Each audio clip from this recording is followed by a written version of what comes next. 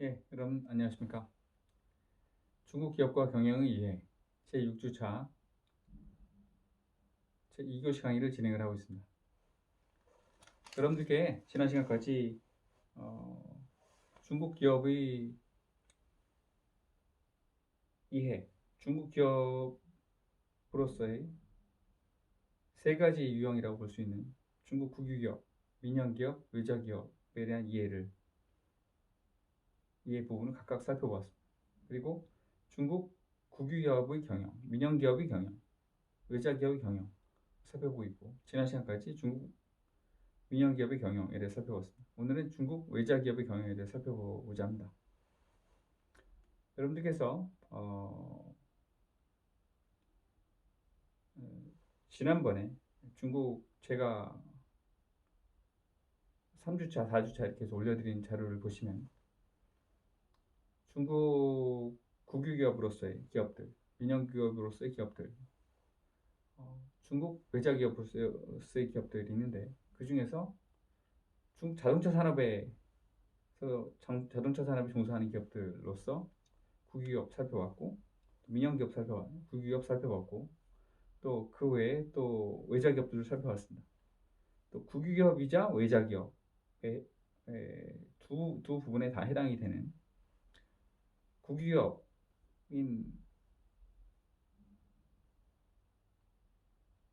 베이징汽车, 베이치, 그러니까 북경 자동차, 베이징 자동차 측면과 현대汽车살펴봤고, 베이징 汽车하고 지프 간의 협력에 대해서도 살펴보았었는데, 여러분들께서 보시면서 또 이해하셔야 될 내용이 그 동영상을 보실 수 있으십니다. 보실 수 있으시고 참고를 하실 수 있으면 좋겠습니다. 제가 올려드린 내용을 보시면 외자기업을 경영하는 데 있어서 파트너가 왜 중요하고, 파트너와의 소통이 왜 중요하고, 파트너를 왜 잘 선택해야 되고 하는 부분들이 잘 나와 있습니다. 이 부분을 잘 여러분들께서 참고하시고, 왜 처음에 베이징汽车와 협력을 했던 지프, 미국의 지프는 그렇게 어려움을 겪었는지 하는 부분들 잘 살펴보시면 좋을 것이라고 생각이 됩니다.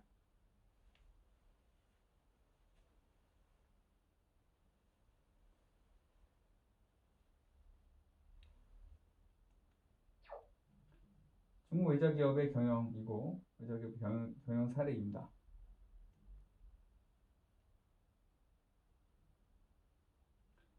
좀 아까 말씀드린 것처럼 중국 최초의 외자기업 경영 사례를 경영에 대해서 살펴보기 위해서는 중국 자동차 산업의 발전 역사를 살펴보아야 합니다.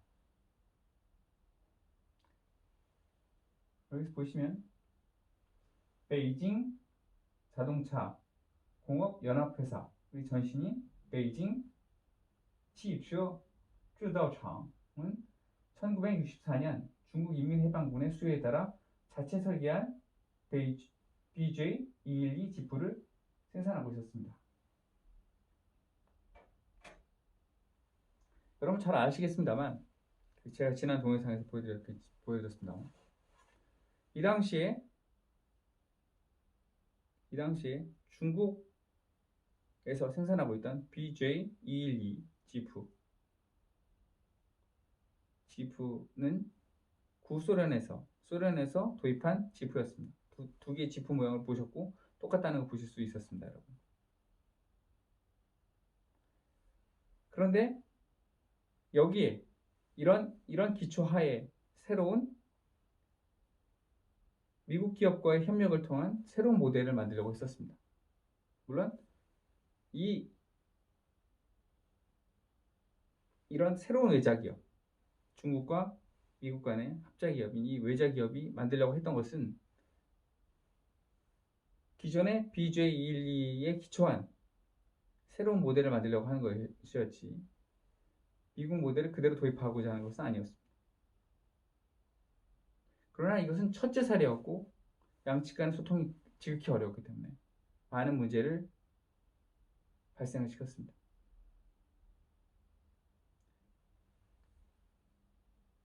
자동차를 생산하기 위해서 새로운 모델을 생산하기 위해서 많은 노력을 했지만 노력의 성과는 거의 없었습니다. 이 사례에 대해서 한번 살펴보고자 합니다. 이후 1980년대에 들어오면서 이 모델이 노후화됐습니다. 당시 기계공업부 부장은 우리나라 장관에 해당이 되는 겁니다. 기계공업부 부장인 러비는 합작기업 방식으로 신기술을 들여와 새로운 제품을 개발하도록 지시하게 되었습니다. 합작기업, 중국 기업과 미국 기업 간의 합작기업을 만들어서 합작기업 형태로 새로운 기술을 들여와서 새로운 모델을, 새로운 제품을 만들도록 지시를 하게 되었습니다. 이때 1978년 중국계 미국인인 양안화가 기계공업부의 미국 AMC American Motors Corporation 그래서 AMC가 중국에서 지프를 합작 방식으로 생산하고 싶다라고 하는 그런 생산 의지를 협력의 의지를 전달하였습니다. 1983년 베이징 자동차 베이치와 미국 AMC가 내는 합작 경영총회가 열렸고 이것이 중국 북경에 있는 베이징 인민대회당에서 열렸고 양측은 계약서에 서명을 하였습니다. 이렇게 협력이 시작이 되었습니다. 양측 간의 협력이 시작이 되었습니다.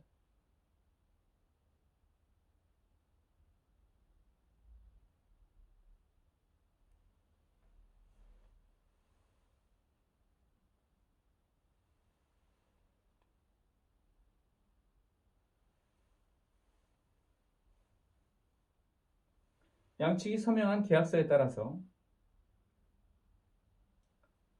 베이징 지부 공司, 그러니까 베이징 지부는 원 모델인 BJ212를 계속 생산하면서 새로운 모델인 BJ213을 생산할 준비를 하였습니다. 212를 계속 생산하면서 BJ213을 생산할 준비를 하였습니다. 이때 중국 측은 컨셉트카를 제시를 하고 미국 기술과 BJ212를 결합을 해서 양측의 기술을 융합하고자 하였습니다.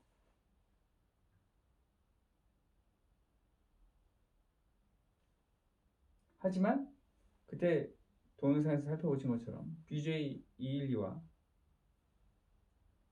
AMC가 생산했던 모델은 너무 달랐습니다. 여러분 보시면 매우 다릅니다.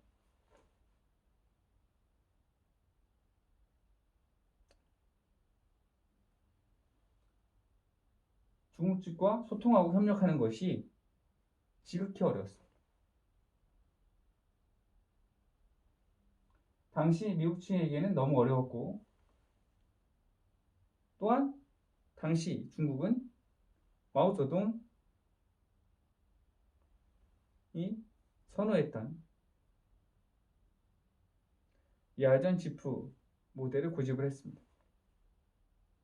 그러나 잘 보시면 아시겠습니다만 미국 측이 중국 측과 미국 측이 협력한 베이징 지프가 생산한 첫 번째 모델을 보시면 알겠지만 이것은 야전 지프가 아닙니다.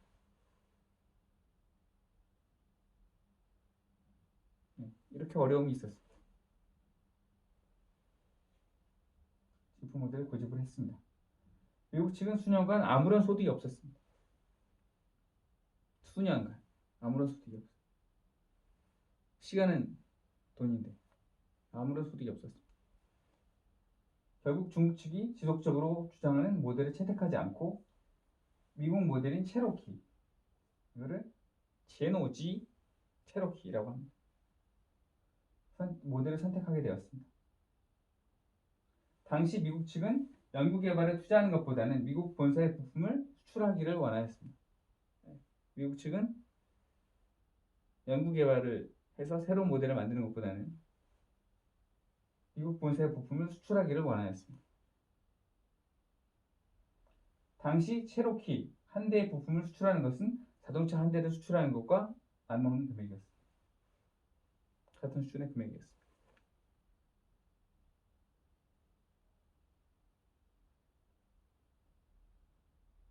이렇게 양측의 생각이 많이 달랐고 양측의 입장, 양측이 생각하는 이익도 달랐습니다.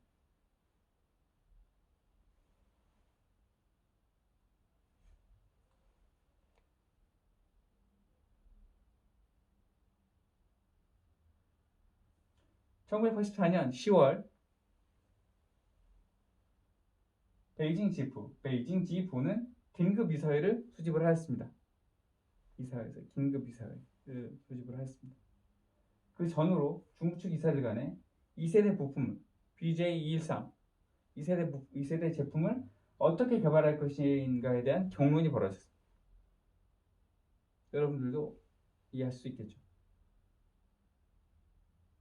미국 측의 모델인 체로키 모델을 그대로 도입할 것이냐, 실제로 그렇게 되었지만, 아니면 미국 측과 중국 측의 기술을 융합해서 새로운 BJ212에 기초한 새로운 모델을 만들 것이냐 하는 것이었습니다. 중국 측은 여러 가지 원인 때문에 계약서에 반영된 원래 의도를 포기하고 미국 체로키 모델을 도입하고 중국 측의 요구사항을 반영해서 미국 측에서 부품을 수출하고 중국 측에서 이를 조립하는 CKD 방식을 채택하기로 결정했습니다.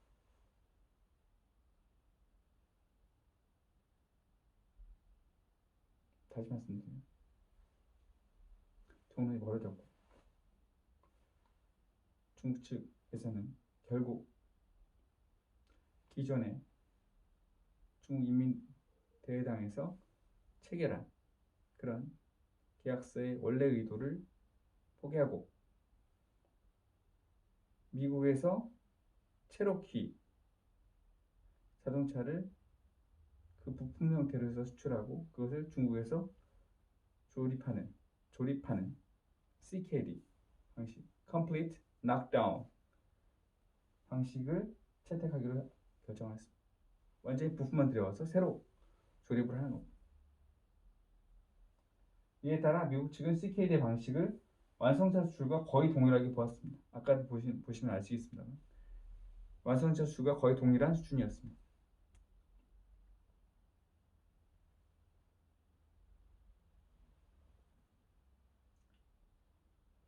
베이징 지프를 위해서 1000대 분량 체로키 부품을 준비하여 수출항에서 운송할 채비를 하였습니다.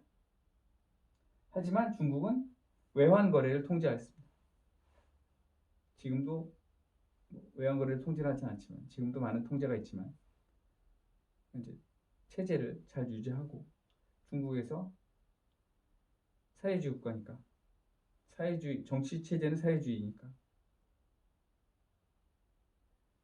경제 운영은 시장 경제지만 사회주의니까 많은 보이는 또 보이지 않는 통제가 있습니다. 그런데 여기서 이 당시에도 외환 거래를 통제하였습니다. 베이징 지부는 외화를 보유하고 있지도 않았고 정부가 승인하지 않은 상황에서 CKD 부품의 비용을 지불할 수도 없었습니다. 미국 측은 이미 1000대에 해당되는 부품을 수출할 준비를 하고 있었지만 수출하고 선적할 준비를 하고 있었지만 중국 측은 외환 거래를 통제하고 있는 상황에서 외화도 가지고 있지 않았고 또 1000대에 해당되는 부품에 대해서 대금을 지급할 준비도 되어 있지 않았습니다.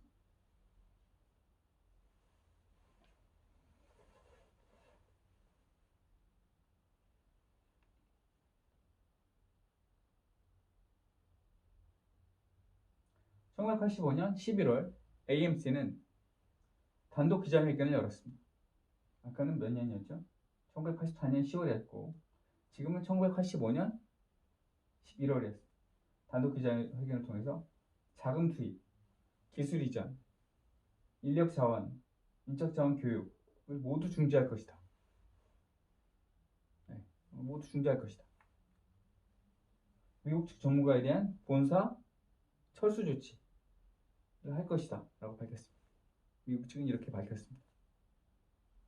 이뿐만 아니라 중국은 투자하기에 적합한 것이 아니다 라는 그런 내용을 밝혔습니다. 그런 의견을 밝혔습니다.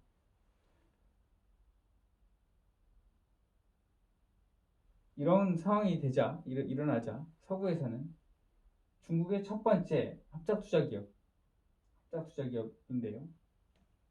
합작 기업이지만 조인트 벤처, 합작 투자 기업이죠. 합작 투자 기업. 경영학에서는 합작 투자. 그래서 전체적으로 이야기를 합니다. JVC, 합작 투자 기업이 매우 위급한 상황이며 중국 투자에 매우 신중해야 된다. 중국 투자에 매우 신중해야 된다는 그런 견해를 또 제시하였습니다. 이것이 바로 유명한 지프 사태, 지프 펑바오, 지프 펑보입니다. 네. 지프 펑보, 지프 사태가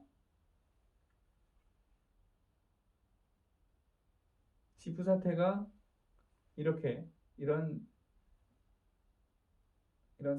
상당히 큰 사회적 파장을 중국 내에서뿐만 아니라 중국 내외에 많은 파장을 일으켰었습니다. 그 이후 양측은 미국 측이 희망하는 5만 대 분량의 SKD 부품을 12,500대 분량으로 낮추고 향후 국산화를 위해서 노력을 하겠다. 미국 측이 희망하는 수입 집차의 대수를 낮추고 국산화를 위해서 노력을 하겠다라고 의견 일치를 보았습니다. 그리고 그 이후에 베이징 지푸는 또한 국산화를 이루어냈습니다. 하지만 이러한 베이징 지푸의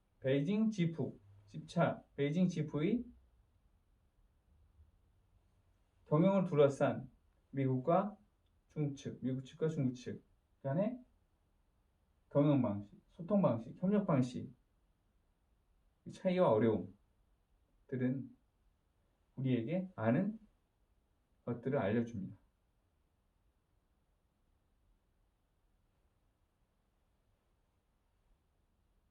이처럼 다른 생각, 다른 사고를 가지고 있는 기업과 소통하는 것은 매우 어려운 일입니다. 이런 부분들을 여러분들이 잘 아시고 이해하시는 것이 필요하다고 생각합니다.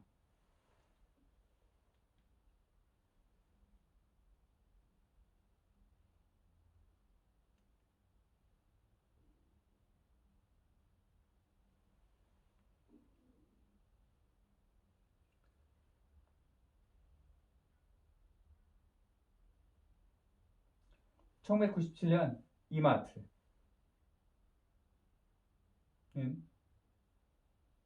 중국에 진출하였습니다.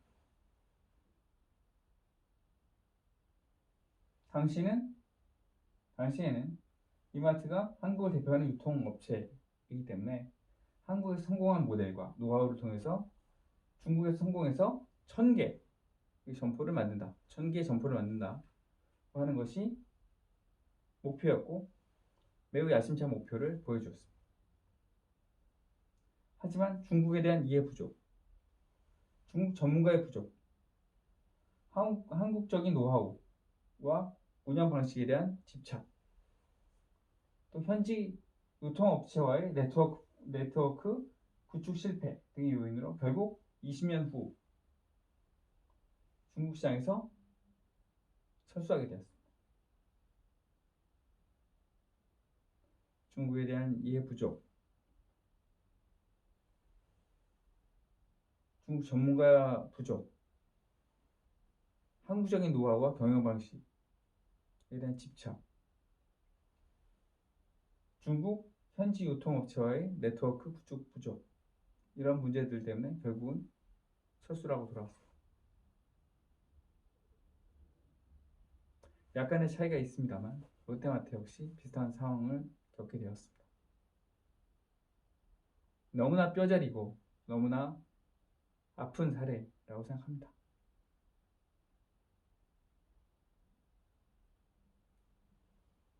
롯데마트 역시 2001년 중국 시장에 진출하였습니다.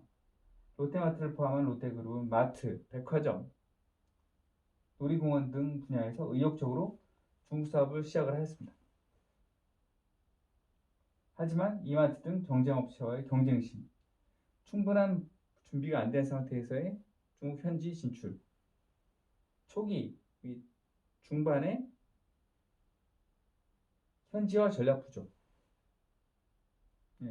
제가 말씀드린 저희 교재를 한번 보시면 현지화에 대한 많은 내용들이 포함이 되어 있습니다. 한번 잘 시간이 되시면 일독을 해보시고 현지화에 대한 충분한 준비를 하는 것이 필요하지 않을까 하는 생각이 듭니다. 현지화 중요합니다. 현지화, 전략 부족, 한국 경영 방식에 대한 집착, 현지 파트너와의 협력 및 소통의 어려움, 현지 파트너와의 협력, 소통의 어려움. 아무리 한국 사람들이 중국에 대해서 잘 알아도 중국 파트너만큼 잘 알 수는 없습니다. 중국 파트너만큼 깊게, 넓게, 많이 알 수는 없습니다. 파트너가 중요하고 파트너를 통해서 좋은 파트너와 만나서 좋고 능력 있는 파트너를 만나서 그 파트너와 협력을 잘하고 소통을 잘하는 것이 매우 중요합니다.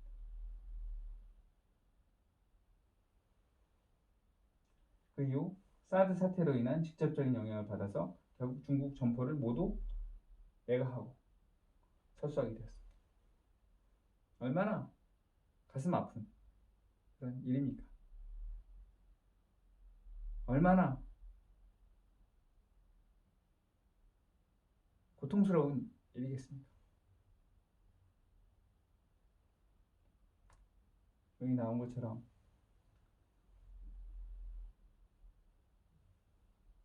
경쟁 업체와의 경쟁심, 충분한 준비가 부족한 상태에서의 중국 진출, 초기 및 중반의 현지화 전략 부족, 한국 경영 방식에 대한 집착, 현지 파트너와의 협력 및 소통의 어려움 등등 여기 다 나와 있습니다. 이런 부분들 여러분들이 잘 아시고 여러분들이 대중국 사업을 하신다면 대중 비즈니스에 관심이 있다면 이런 분들을 잘 아시는 것이 중요하다고 생각합니다.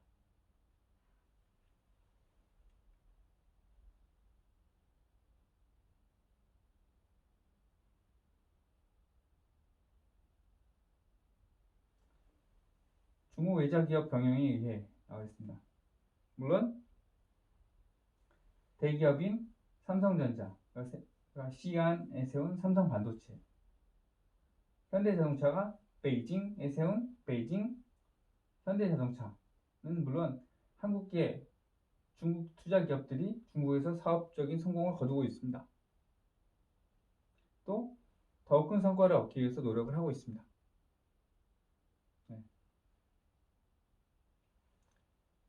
여러분들 삼성전자 중국에서는 삼성반도체, 산싱반다오티라고 하는데 원래 중국에서 중국어로 반도체는 신피엔인데요. 어쨌든 이 반도체가 왜 서안에 공장을 세웠나 라고 본다면 물론 이제 현지 정부가 많은 혜택을 주고 유치를 했습니다. 그래서 첫 번째 프로젝트, 그래서 2호 시안무라고 해서 유치를 시안 서안에서 유치를 했는데 서안에 가보시면 서안에 이렇게 굉장히 먼지도 많고 물이 없습니다. 근데 여러분들 반도체를 만들기 위해서는 전기와 물이 많이 필요합니다. 이 두 개가 필요한데 어떻게 만들 수 있을까요?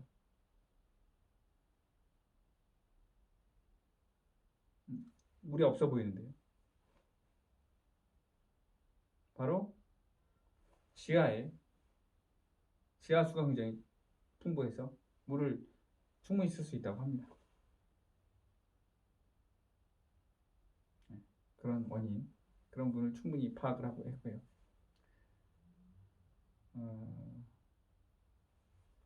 그렇게 중국 서안에 진출한 삼성 반도체, 삼성전자가 있고, 또 저번에 말씀드린 것처럼 북경 현대, 베이징 시엔다이라고 하는 업체 보여드렸었고, 그 업체도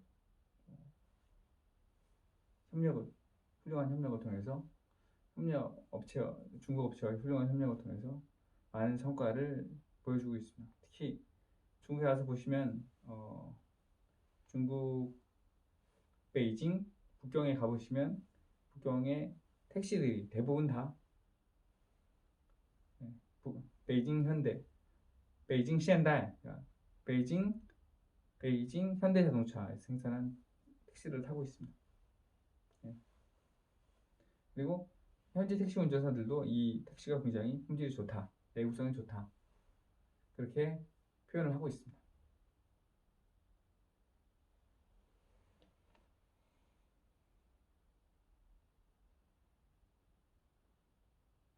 그뿐만 아니라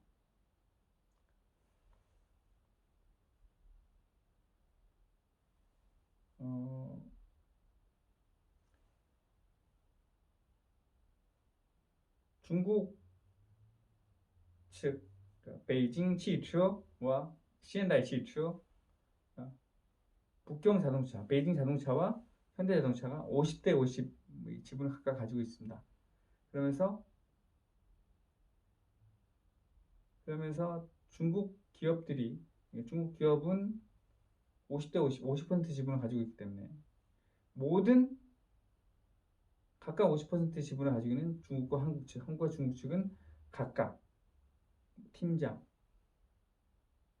임원 전부 다 한 명씩 있습니다. 그래서 정부, 물론 영업은 중국 측이, 기술과 생산은 한국 측이 이렇게 나눠서 가지고 있지만 모든 부서에 정부, 중국 측, 한국 측, 또 한국 측, 중국 측 관리자가 있고 또 경영자가 있는 것입니다. 이래서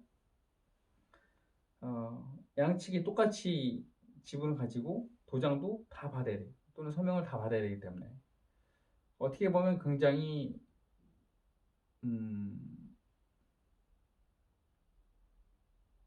시간이 오래 걸리고 양측 간의 협력과 대화와 소통이 필요하겠지만 양측이 똑같은 곳을 보고 똑같은 목표를 보고 가고 있다면 이런 합자 형태 또는 경영학에서 얘기하는 조인트 벤처 형태는 굉장히 좋은 방법이라고 볼 수 있습니다.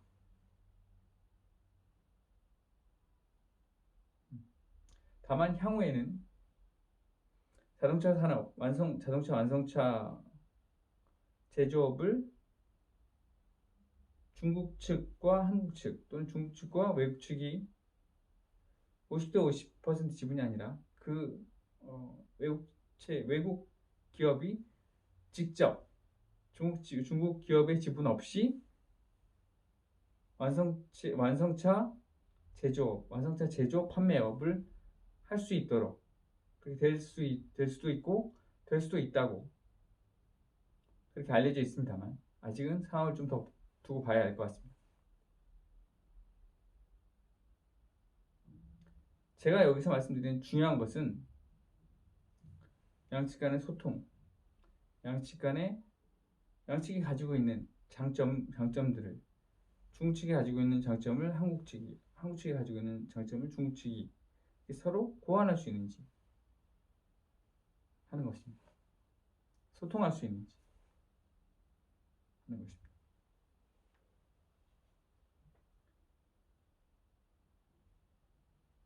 여기서 말씀드린 것처럼 하지만 중국은 시장이 크다.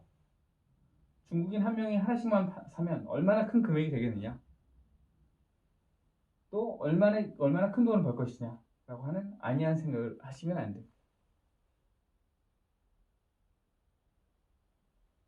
매우 위험합니다. 해외 직접 투자 형태로 투자가 이루어지는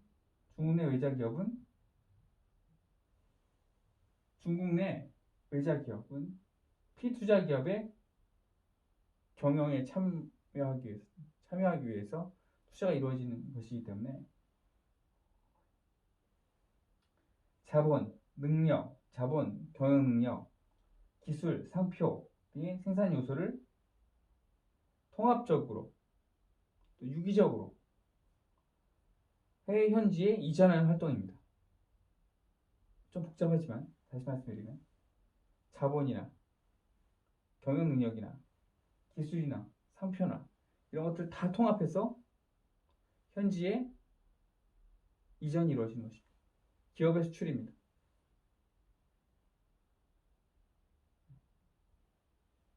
이것이 이전이 되는 일련의 통합적인 경영과 관리입니다. 그렇기 때문에 매우 큰 일입니다. 최대한 일입니다. 이러한 해외 직접 투자의 중대성과 의미를 충분히 파악하고 정말로 충실하고 체계적인 준비를 해낸지 정말로 충실하고 체계적으로 준비를 했는지 생각을 해봐야 되고 그런 체계적이고 충실한 준비를 해야 됩니다. 중국 시장은 거대하고 잠재력이 큽니다. 앞으로도 물론 지금 코로나19 때문에 코로나 바이러스 때문에 어려움을 겪고 있지만 중국 기업들은 이미 2019년 기준으로 Fortune Global 500에서 미국 기업의 수를 앞섰습니다. 그만큼 중국 기업들은 규모라든지 실력이 커지고 있습니다. 성장하고 있습니다.